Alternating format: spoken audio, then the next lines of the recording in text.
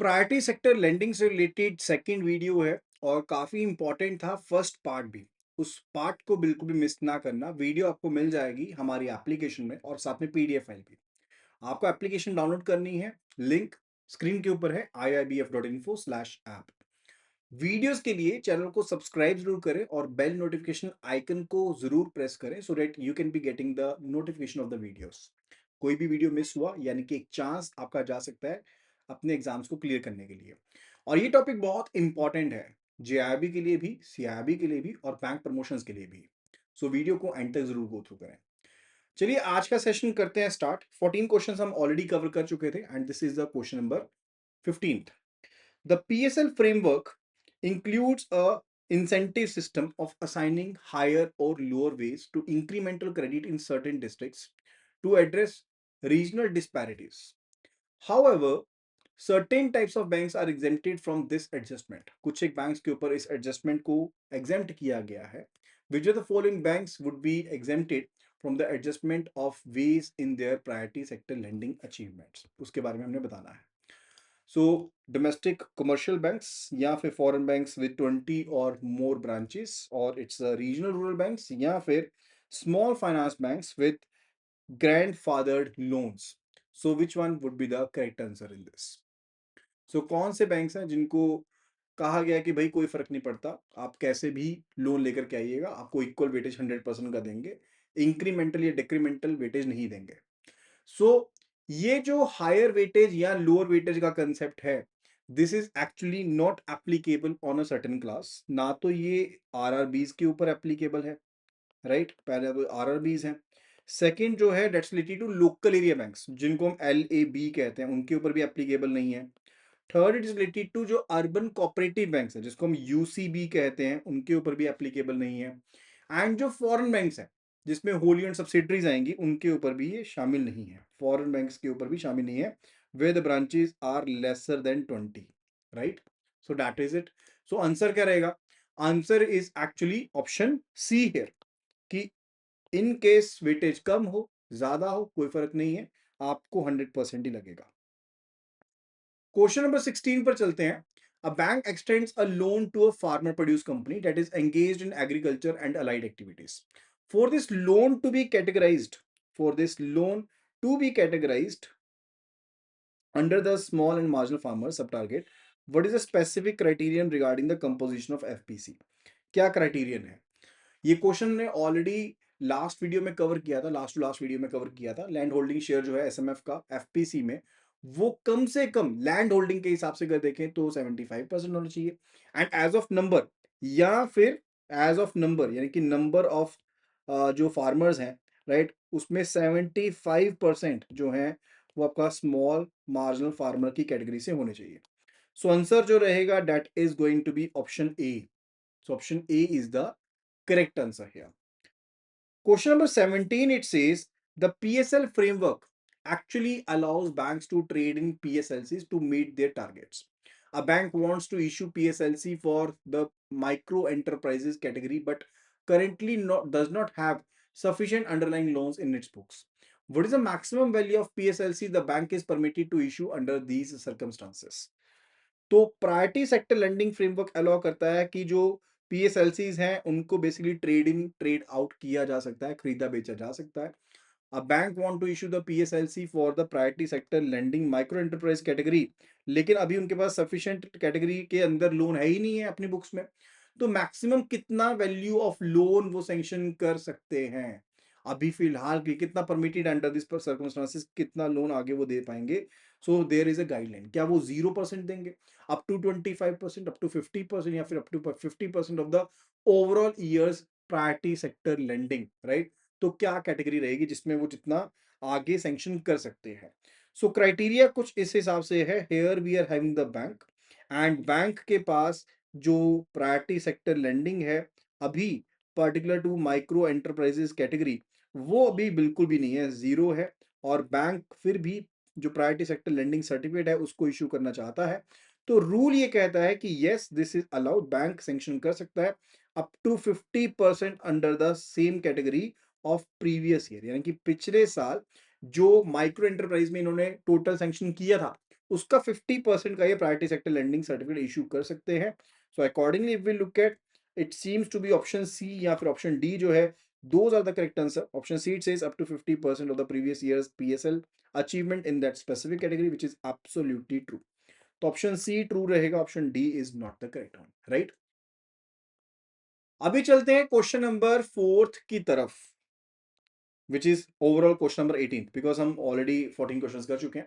A farmer approaches a bank for a loan of rupees 1.5 lakh, 1.5 lakh for agriculture purposes, offering gold jewelry as collateral. For this loan to be classified under the priority sector lending agriculture, what is the most critical due diligence the bank must demonstrate beyond accepting the collateral? तो क्या यहाँ पर एक particular due diligence process रहेगा जो bank को follow करना पड़ेगा ताकि इसकी क्लासिफिकेशन प्रायोरिटी सेक्टर लेंडिंग में की जा सके? सी, अगर प्रायोरिटी सेक्टर लेंडिंग गाइडलाइंस को देखें तो जो लोन दिया जाता है अगेंस्ट द गोल्ड ज्वेलरी, उसको प्रायोरिटी सेक्टर लेंडिंग एग्रीकल्चर में हम डाल सकते हैं अगर जेन्युइनली जो पैसा है वो एग्रीकल्चर पर्पस के लिए इस्तेमाल किया जाएगा। तो बैंक को डेमोन्स्ट्रेट करना पड़ेगा एंड यूज वेरिफिकेशन, यानी कि स्टैब्लिश करना पड़ेगा रीजनेबल एविडेंस कि जो पैसा था वो एक्चुअली एग्रीकल्चर एक्टिविटी में ही लगा है, like for purchase of seeds, fertilisers, irrigation, farm equipment, इनमें लगा है। आपने कंजम्पशन या नॉन एग्रीकल्चरल पर्पस के लिए उसका इस्तेमाल नहीं किया है। सिर्फ और सिर्फ सिक्योरिटी ये गोल्ड ले लेना, ठीक है, उसे एग्रीकल्चर लोन नहीं बना देता है। बैंक को अपने रिकॉर्ड में रखना पड़ेगा कि बोरोर का स्टेटस एज अ फार्मर है, और पर्पस ऑफ लोन जो है उसे लिंक करना पड़ेगा कल्टीवेशन के साथ या अलाइड एक्टिविटीज के साथ, और एंड यूज ऑफ फंड भी बताना पड़ेगा प्रॉपर डॉक्यूमेंट्री प्रूफ्स के साथ। That is basically required. Option देखते हैं। The bank must ensure that the loan is solely based on the value of the gold and not the scale of finance. That's not basically the thing. Option B, it says the bank must document that it waived the loan requirement as it is below rupees 2 lakh threshold. That is not even the case over here, because जो bank है वो wave कर सकता है collateral को, right, वो wave कर सकता है, दैट्स नॉट द केस। वो वेव कर सकता है, बैंक के डिस्क्रिप्शन के ऊपर है, लेकिन प्राइमरी ड्यू डिलिजेंस है कि लोन सैंक्शन के बेसिस के ऊपर है, वेवर के ऊपर नहीं है। तो ऑप्शन बी भी करेक्ट नहीं है। Option C, the bank must show that the loan was extended based on the scale of finance, right, and an assessment of credit requirement for the activity, की assessment करी है, जो proof है चाहिए वो सब लगे हुए हैं, इस चीज को बताना जरूरी है। So option C is actually the correct answer. Now let's move toward the question number 19th. A bank is operating in the state of Punjab. तो बैंक जो है वो स्टेट ऑफ पंजाब में कर रहा है operate, where a specific community notified as a minority by the government of India is in fact the majority of the population. How should the bank handle the classification of loans to this community under the weaker section category? देखो यहां पर Sikh community है पंजाब में, जो government of India ने कहा है कि माइनॉरिटी है, लेकिन यहां पर पंजाब में वो मेजोरिटी में है। तो बैंक किस तरह से डील करेगा? Handle the classification of the loans community under the weaker section category, कैसे डालेगा? All loans to members of this community are eligible to be classification as a lending to minority community. तो क्या उनको minority community में consider करेंगे? No, because एक specific exception जो है उसे ये चीज इग्नोर कर रही है फॉर द स्टेट्स जहां पर माइनॉरिटी कम्युनिटी मेजोरिटी में है, वहां पर सभी लोन्स को आप क्लासिफाई नहीं कर सकते कि माइनॉरिटी में है। So option A is not correct, right. Option B, the classification of minority communities is not applicable at all in the state of Punjab, right, ऐसा भी नहीं है। क्लासिफिकेशन अभी भी अप्लाई होगी, लेकिन for the other minority groups, not for the six, right, जिस particular category के बारे में बोल रहे हैं उनके ऊपर एप्लीकेबल नहीं होगी। Option C, the bank should classify loans only to the other notified minority communities in the state excluding the one which is in majority. तो जो मेजोरिटी में है उसके ऊपर एप्लीकेबल आप नहीं करोगे। तो ऑप्शन सी जो है that is the correct answer, right. Now, let's move toward the 20th question. A small finance bank provides a loan to an NBFC MFI for the purpose of own lending to individuals. For this loan to be classified under the priority sector lending, what condition must the NBFC MFI meet up related to the gross loan portfolio? तो small finance bank जो है वो एक loan देता है NBFC MFI को on purpose lending के लिए, ऑन लेंडिंग पर्पस के लिए। For the loan to be classified under priority sector lending, जो कंडीशंस है क्या मीटअप करिए जाना चाहिए एनबीएफसी एमएफआई के द्वारा related to the gross loan portfolio, right. So option says that the NBFC MFI must be having a gross loan portfolio of rupees 500 crore as on the March 31st in the previous year, कि जो gross loan portfolio है NBFC MFI का वो कम से कम 500 करोड़ का होना चाहिए पिछले साल की 31 तारीख के हिसाब से, right. Option B, there is no GLP limit for on lending by SFBs to NBFC MFI, कोई लिमिट है ही नहीं है।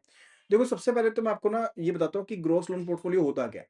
इसका मतलब होता है कि total outstanding value of the loans जो कि एक फाइनेंशियल इंस्टीट्यूशन के द्वारा इशू किए गए हैं, ठीक है, उसको हम कहते हैं ग्रॉस लोन पोर्टफोलियो, ठीक है। तो इसमें इंक आपका प्रिंसिपल अमाउंट भी आता है, करंट ओवरड्यू अमाउंट भी आता है, लेकिन इसमें कोई भी रिटर्न ऑफ जो लोन्स होते हैं वो शामिल नहीं होते हैं, राइट। तो डेफिनेटली कंडीशन जो है वो एग्जिस्ट करती है, एंड ये कंडीशन एग्जिस्ट करती है फॉर द एसएफबी जो लेंड कर रहे हैं एनबीएफसी एमएफआई को।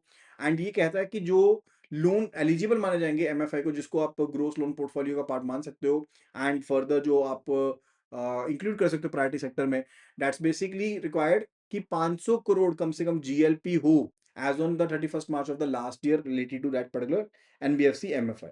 तो उसके अकॉर्डिंग देखें तो option B, option A is absolutely correct, right.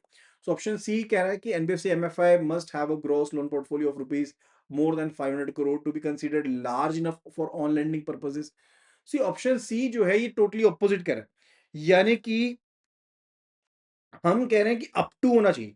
जो ऑप्शन ए है दैट इज रिलेटेड टू कि जिसको आप ऑनलाइन के लिए दे रहे हो उसका gross loan portfolio up to होना चाहिए 500 crore, not more than 500 crore. तो ऑप्शन सी तो टोटली ऑपोजिट हो गया, right. So that's not the correct answer over here, option C is not the answer, option A is answer. Now let's move toward the question number 21। Under the MSME category of the priority sector lending, banks can classify certain factoring transaction, ठीक है, certain transaction को भी classify कर सकते हो, factoring transactions को भी classify कर सकते हो। विच specific type of factoring is eligible for this classification and what is a की कंडीशन। और की कंडीशन क्या है? पहली चीज तो अलाउ किया गया सिर्फ और सिर्फ विद रिकोर्स ट्रांजेक्शंस को ही आप शामिल कर सकते हो। पहली चीज तो सबसे इंपॉर्टेंट चीज ये है, जहां पर असाइनर जो होगा वो माइक्रो स्मॉल एंटरप्राइज होनी चाहिए, माइक्रो स्मॉल मीडियम एंटरप्राइज होनी चाहिए। असाइनर क्या होता है? लेट्स से यहाँ पर एक केस कंसिडर करते हैं, यहाँ पर है एक organisation, and further let's say यहाँ पर है उनके डेटर्स जिन्होंने पैसा देना है, राइट।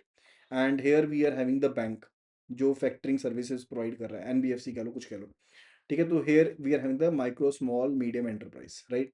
एंड ये हैं अलग अलग पर्सन जिन्होंने पैसा उधार पर सामान लिया हुआ है, राइट। एंड इसने पैसे वापस करने हैं, इन्होंने पैसे वापस करने हैं इस एमएसएमई को।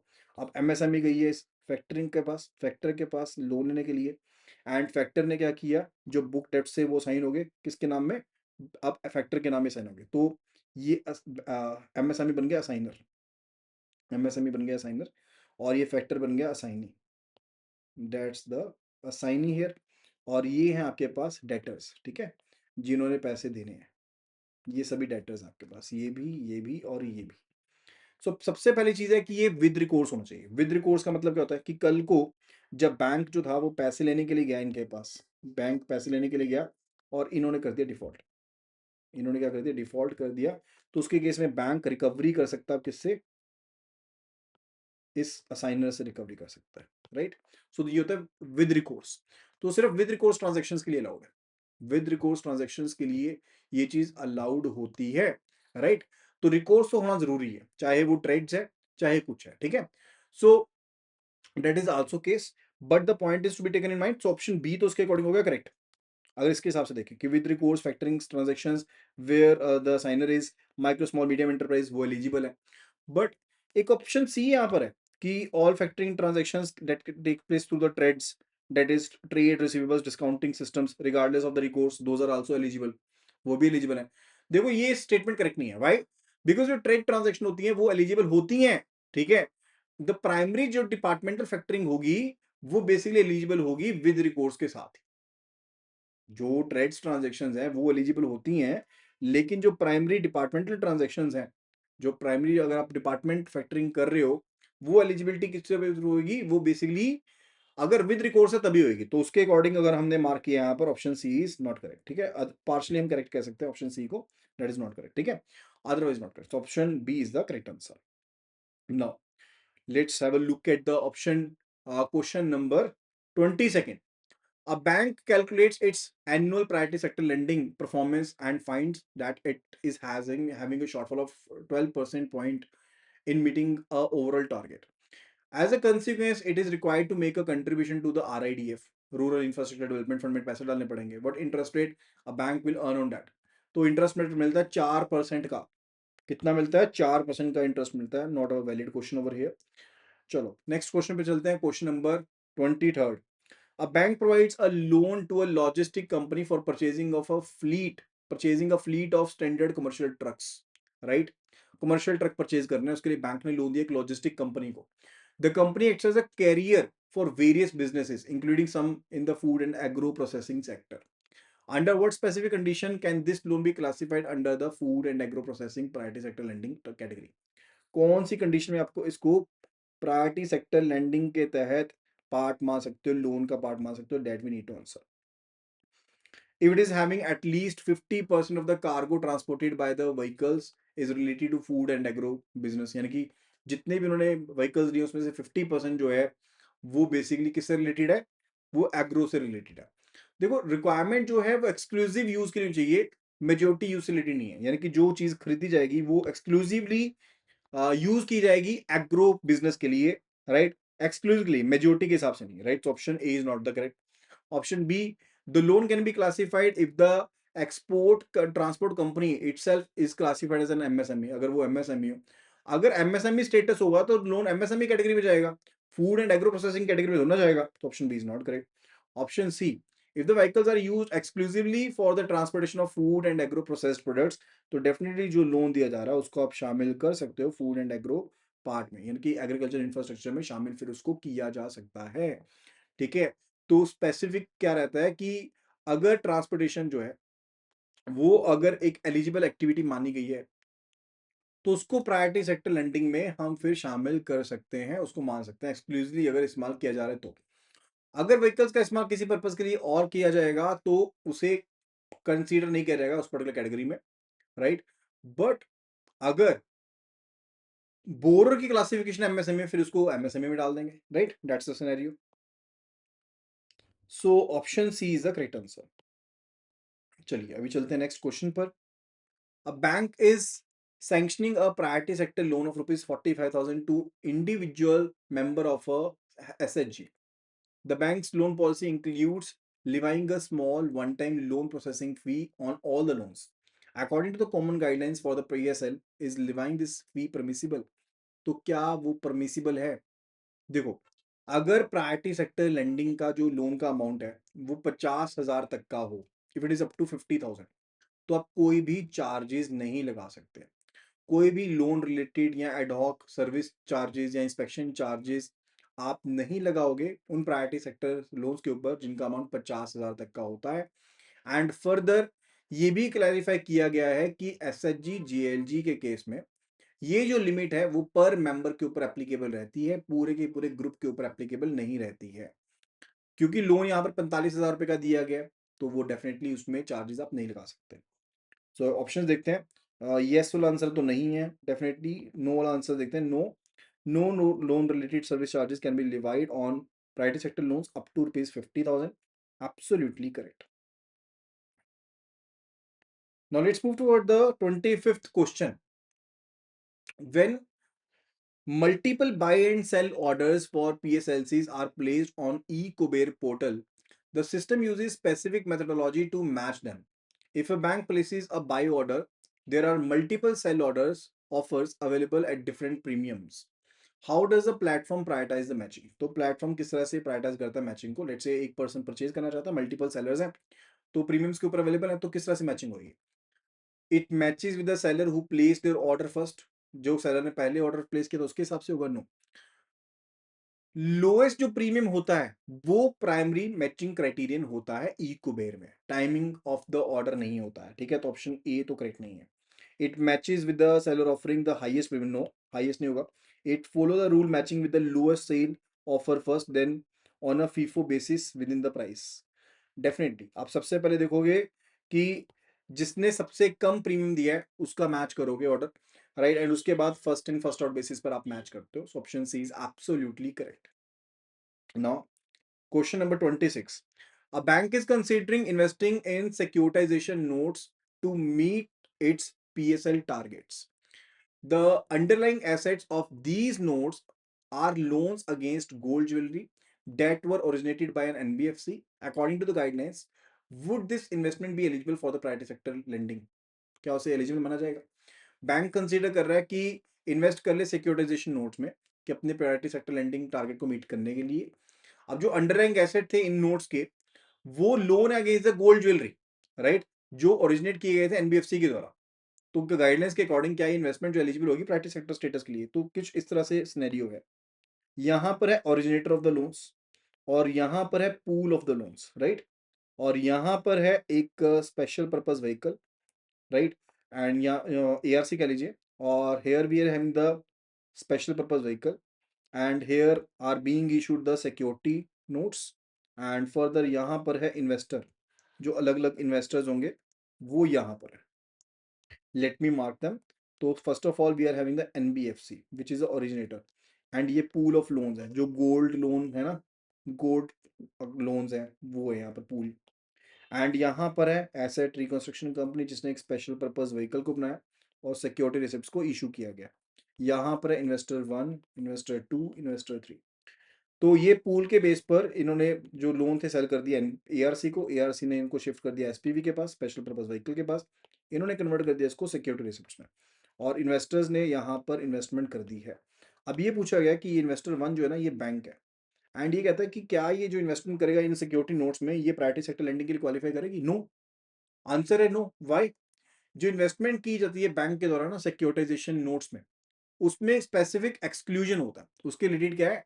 वो स्पेसिफिक एक्सक्लूजन होता है, यानी कि जो लोन आपको आपके हैं अगेंस्ट द गोल्ड ज्वेलरी जो ओरिजिनेट किए हैं एनबीएफसी के द्वारा अंडरलाइंग सिक्योरिटी, वो बेसिकली प्रायोरिटी सेक्टर स्टेटस के लिए एलिजिबल नहीं होते हैं। उनमें एक्सेप्शन नहीं डाली गई already, right. So those are not eligible. So option देखते हैं नो वाले। या तो ऑप्शन बी आंसर है या डी आंसर है। No investment by banks in securitization notes with loan against jewellery originated by the NBFC as underlying are not eligible, absolutely correct, वो eligible नहीं होते हैं। ये रूल है, फैक्ट है, राइट, कि एलिजिबल नहीं है। Option D says no because investments और asset originated by NBFC are ineligible for PSL target। No, exception है, this is a exception which is available. तो आंसर जो है that is option B. Now let's move toward the 27th question.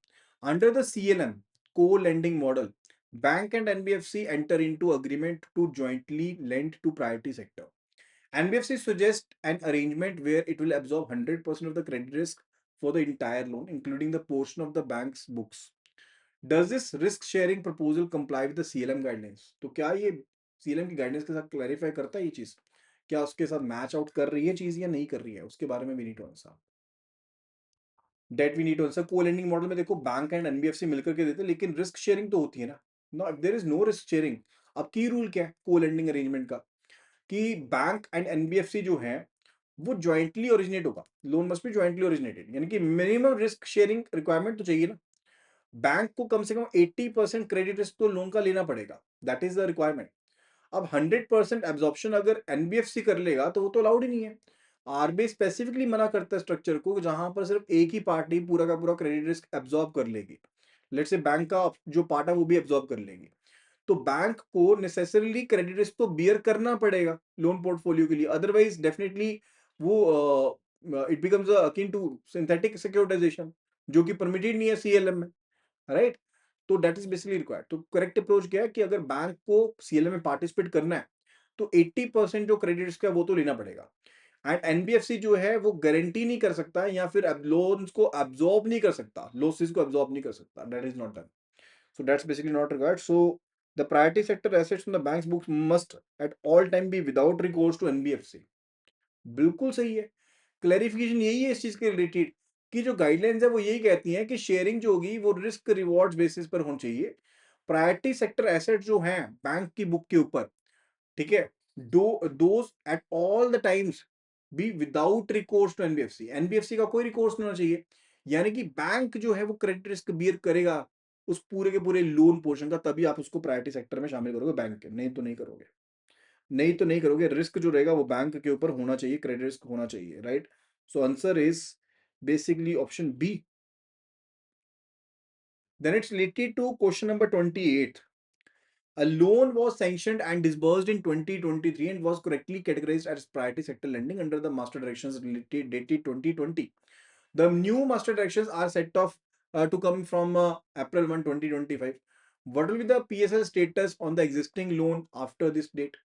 तो क्या status रहेगा आप उसके बारे में बताना. The loan must be immediately reevaluated based on the 2025 guidance. तो कैसा होएगा क्या? नो. तो ये चीज नहीं है कि साथ के साथ आप उसको कर दोगे, राइट? क्योंकि जो भी लोन्स कैटेगराइज किए गए हैं प्रायोरिटी सेक्टर लेंडिंग के हिसाब से, लाइक जो पहले की मास्टर डायरेक्शन से उसके हिसाब से किए गए हैं, तो वो कैटेगराइजेशन जो है वो जब तक लोन मैच्योर नहीं हो जाते तब तक वो चलती रहेगी. चाहे अब वो एलिजिबल ना भी हो ना लोन, तो भी अगर वो पहले एलिजिबल थे मास्टर डायरेक्शन के हिसाब से तो वो एलिजिबिलिटी चलती रहेगी, वो खत्म नहीं होगी. So all the loan categorized as the priority sector guidelines under the erstwhile directions will continue to be eligible for such categorization until they mature. Right? Now, the question number 29th. A bank's head office decides to make a prudential write-off for a portfolio of non-performing agricultural loans. How should this action be treated in the bank's PSL calculations according to the regulatory guidelines? तो bank का जो head office है वो decide करता है to make prudential write-offs to make a prudential write-off of a portfolio of non-performing agriculture loans, right? तो ये action जो है वो बैंक के प्रायोरिटी सेक्टर लेंडिंग कैलकुलेशन को किस तरह से इंपैक्ट करेगा. The right of amount should be subtracted from the net bank credit but the PSL achievement remains unchanged. तो ऐसा तो नहीं होगा. अगर आप उसको राइट ऑफ कर रहे हो तो कॉरस्पॉन्डिंग अमाउंट जो है वो प्रायोरिटी सेक्टर लेंडिंग अचीवमेंट में से भी जाएगा. तो पहली चीज तो ये गलत हो गया. The right of should be subtracted from the both net bank credit से भी रिड्यूस होगा और साथ के साथ जो category wise priority sector achievement थी उससे भी रिड्यूस होगा. एब्सोल्युटली करेक्ट, बिल्कुल सही है. यानी कि क्लियर इंस्ट्रक्शन यही है कि आप नेट बैंक क्रेडिट में से भी रिड्यूस करोगे और साथ के साथ जो उसकी कैटेगरी थी, राइट, रिस्पेक्टिव कैटेगरी थी, उसमें से भी आप रिड्यूस करोगे, right. Question number 30th. Foreign banks with fewer than 20 branches have a distinct structure for their 40% priority sector lending target. Which statement accurately describes the composition of this target? तो composition क्या है? 30%, 32% ने आपको बताया था export में जा सकता है और जो 8% है वो किसी भी और प्रायोरिटी सेक्टर में जा सकता है. सो ऑप्शन बी कह रहा है कि 32% is related to export and can be under minimum 32%. Not minimum नहीं है ये, this is not the minimum, ये 32% मैक्सिमम है, अप टू 32% है, राइट. एंड 8% आपका दूसरी कैटेगरी में चला जाएगा, वो ठीक है. So option C is the correct answer. Option जो सी है यहाँ पर that is going to be the correct answer है, right. The next question number 31. A bank sanctions a loan to a person with disability for a purpose that does not fall under any of the 8 specified priority sector lending categories. ठीक है. Can this loan be classified under the weaker section target? तो क्या इसको weaker section में डाल सकते हो? अब आपने एक हैंडीकैप्ड पर्सन को लोन दे दिया, राइट. बैंक ने सैंक्शन कर दिया पर्सन विद डिसेबिलिटी को लोन, तो क्या लेकिन उसको डाल सकते हैं किसी कैटेगरी में? नो. Answer is no. ठीक है, ये अलाउड नहीं है. जो लोन है first be eligible for the classification, यानी कि कम से कम प्रायोरिटी सेक्टर लेंडिंग की जो 8 आपके पास डिफरेंट डिफरेंट आपके पास हेड्स हैं उसके अंदर तो जाना चाहिए ना. अंडरलाइंग एक्टिविटी किसी से मैच करनी चाहिए, राइट. अब क्योंकि जो लोन का पर्पस है वो एलिजिबल ही नहीं है प्रायोरिटी सेक्टर लेंडिंग कैटेगरी के लिए, तो वो क्लासीफाई कैसे कर दोगे वीकर सेक्शन में, इवन इफ अगर बोरो जो है वो स्पेसिफाइड ग्रुप से बिलोंग करता है. तो no, that's not basically allowed. तो ऑप्शन बी और D are correct. Option B says no, the loan must first be eligible for the classification under the main category. Option D, no, unless a loan is sponsored under a specific government scheme for person with disabilities. No. So option B is the correct answer. किसी particular category में तो आपका establish हो फिर ही होगा. तो answer is option be here.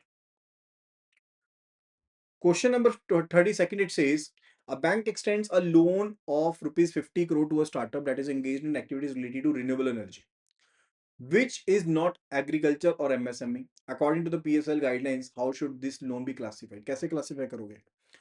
It should be classified under the renewable energy category, but it exceeds rupees 35 crore rupees limit over here.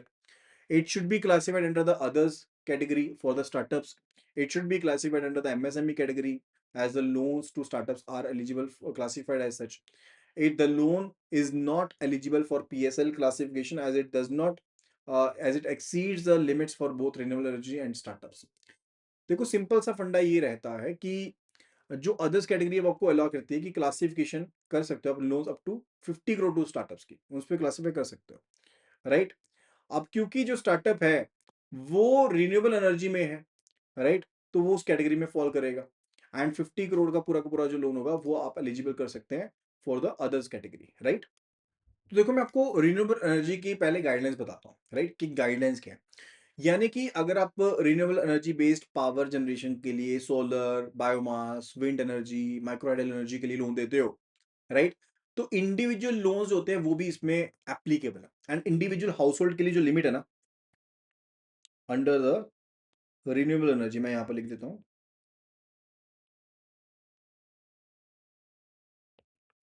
If we are talking about the individuals,